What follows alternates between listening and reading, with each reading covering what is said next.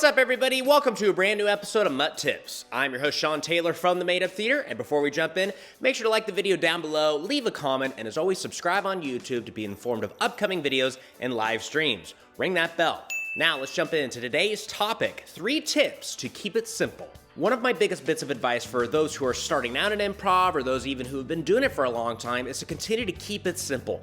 I've seen a lot of improv scenes become bogged down by convoluted details, too many choices, and too much referencing things aren't happening right now, whether it be in the past or in the future. And the improv that is the most enjoyable, most fulfilling, most entertaining is easy. It just feels natural, like it just flows so seamlessly, and it doesn't feel like a complicated puzzle that we're trying to assemble on stage. So let's get into some tips. Tip number 1 is repeat the last line.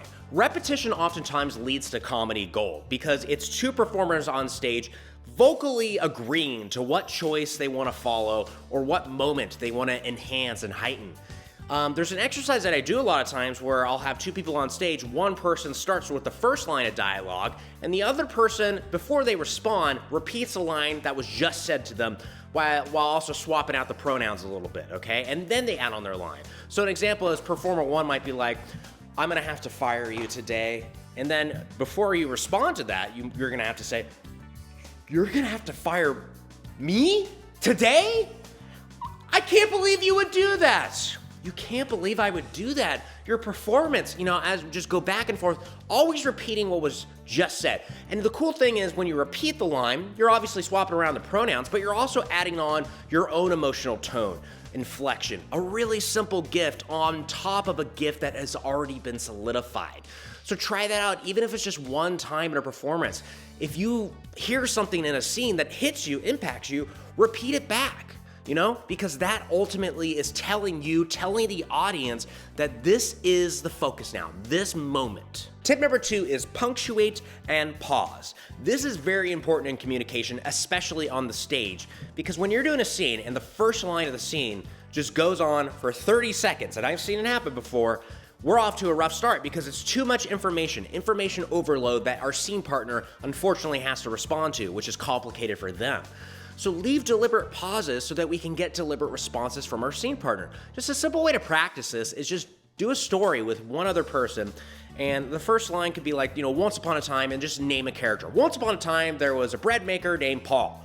And your scene partner is going to respond and just contribute the next line. These are not complicated lines. Each line, think of it as just adding one bit of information. And Paul got some flour on Tuesday that was glowing. I don't need to say why it was glowing. I've just given that to my scene partner, and they can help start to invest in why this bread is glowing, right? This dough. So keep it simple. Pauses, deliberate pauses. It shows confidence to just leave a strong punctuation mark. Not an ellipses where it's just like your words are trailing off. You're really punching the end of that sentence strong so that it seems clear and deliberate and focused. Tip number 3 is have a simple setup. The start of the scene where you're laying down the foundation, that's where we want simplicity, because overcomplicating your start to a scene leads to an even more complicated conclusion of the scene. And an easy way to practice this is just do a scene with one other person where somebody says "we are" and just gives an emotion. So "we are happy."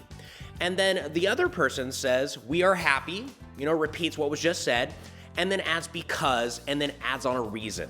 Very simple reason. So for example, we are happy because it's Christmas morning. There you go. That's how you start the scene. 2 happy people starting on the same page. The "we" unites you both, which also makes the scene start simple by choosing to know each other, like each other, and have a shared vision. Starting that way is the easiest way to start a scene. And all we know is just hey, it's Christmas morning and we're happy. So as the scene starts, let's just jump into that. Let's heighten that moment. Talk about, "oh my gosh, the awesome presents. Look at them. They're all under the tree. I can't believe there's at least 20 of them." And just heightening this moment and allowing the pivots to happen naturally as they come to the scene is just a superb way to start a scene. So don't start a scene complicated, divided. Start simple and united. And that concludes this episode of MUT Tips, everybody. Thank you so much for checking it out. I really appreciate it. Again, like, comment, and subscribe. And I'll see you next time for another episode of MUT Tips. Bye.